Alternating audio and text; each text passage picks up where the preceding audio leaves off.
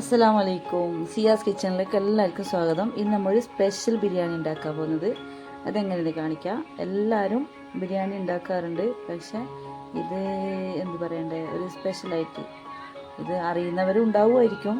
പക്ഷേ എല്ലാവരും ആക്കുന്ന ബിരിയാണിൻ്റെ ആവശ്യമുള്ള സാധനം എടുക്കുക, എന്നിട്ട് ഞാൻ ഉണ്ടാക്കുന്ന പോലത്തെ ഇങ്ങനത്തെ ബിരിയാണി ആക്കി നോക്കാം. ബിരിയാണിക്ക് ആവശ്യമുള്ള ചിക്കനെല്ലാം ഫ്രൈ ചെയ്തെടുക്കുന്നുണ്ട്.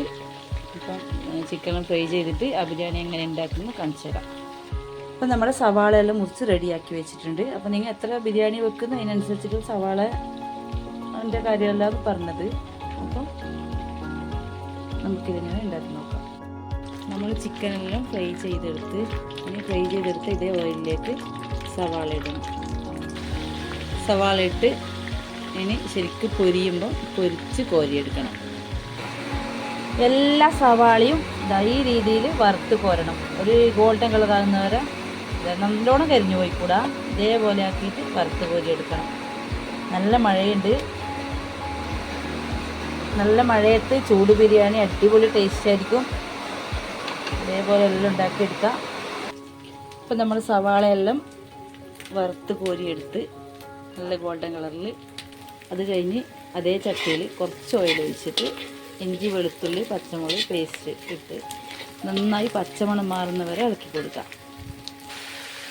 ഇഞ്ചി വെളുത്തുള്ളി പേസ്റ്റ് നന്നായി പച്ചമണം മാറി തക്കാളി ഇട്ട് വെച്ചു. ഇനി ഇതിലേക്ക് 3 ടീസ്പൂൺ മഞ്ഞൾപ്പൊടി, ആവശ്യത്തിന് ഉപ്പ് ഇട്ടിട്ട് നന്നായിട്ട് ഒരു പേസ്റ്റ് രൂപം വരുന്നവരെ ഇളക്കി കൊടുക്കാം. അപ്പം നമ്മുടെ വെളുത്തുള്ളി തക്കാളി ഇഞ്ചി പച്ചമുളക് പേസ്റ്റ് എല്ലാം നല്ല പേസ്റ്റ് രൂപത്തിലായി. ഇനി ഇതിലേക്ക് എല്ലാ പൊടികളും ആവശ്യത്തിനുള്ള പൊടികളെല്ലാം ഇട്ട് കൊടുക്കാം. കുരുമുളക് പൊടി, ചിക്കൻ മസാലപ്പൊടി, ഇത് കുറച്ച് വലിയൊരു ഓർഡറാണ്. നിങ്ങൾ ചെറുതായിട്ട് വെക്കുന്നതാണെങ്കിൽ അതിനനുസരിച്ചിട്ടുള്ള പൊടികൾ ഇട്ടാൽ മതി. ചിക്കൻ മസാല, കുരുമുളക് പൊടി ഇട്ട് കൊടുക്കും. കുറച്ച് ഗരം മസാലപ്പൊടി, നമ്മൾ നേരത്തെ വറുത്ത് വെച്ച ഉള്ളി ഇട്ട് കൊടുക്കാം. കുറച്ച് തൈര് ഒഴിച്ചിട്ട് നന്നായിട്ട് ഇളക്കി കൊടുക്കാം. ഇനി നമുക്ക് ഇതിലേക്ക് ചിക്കൻ ഇട്ട് കൊടുക്കാം. നേരത്തെ ഫ്രൈ ചെയ്തെടുത്ത് വെച്ച ചിക്കൻ ഇട്ട് കൊടുക്കാം. ചിക്കനിലോട്ട് നന്നായി ഇളക്കി ഒരു 10-15 മിനിറ്റ് ചെറിയ തീയിൽ വെച്ച് കൊടുക്കണം. ഇനി നമുക്ക് കുറച്ച് മല്ലിയില ഇട്ട് കൊടുത്ത് ഇറക്കി വെക്കാം. ഞാൻ നിങ്ങൾക്ക് മസാല ആക്കുന്ന റെസിപ്പി മാത്രമാണ് കാണിച്ചു തന്നത്. ബിരിയാണീൻ്റെ ചോറാക്കുന്നത് കാണിച്ചു തന്നിട്ടില്ല. ഇൻഷാ അല്ലാഹ് ആർക്കെങ്കിലും കാണണമെന്നോ അറിയണമെന്നോ ഉണ്ടെങ്കിൽ കമൻറ്റ് ചെയ്യുക. നിങ്ങളിങ്ങനത്തെ മസാല ആക്കിയിട്ടുണ്ടെങ്കിൽ അതും കമൻറ്റ് ചെയ്യുക. ഓക്കെ, ചോറ് ഞാൻ കാണിച്ചു തരാം. എല്ലാ ബിരിയാണിയായി എല്ലാം റെഡിയായിട്ട് കാണിച്ചു തരാം.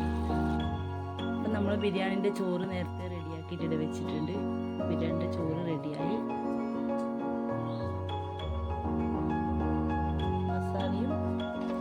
റെഡിയായി കൊണ്ടുപോകാനുള്ള പാത്രത്തിലേക്ക് മാറ്റി.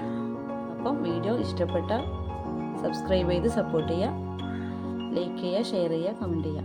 ഇൻഷാ അല്ലാഹ് അടുത്ത വീഡിയോയിൽ വീണ്ടും കാണാം.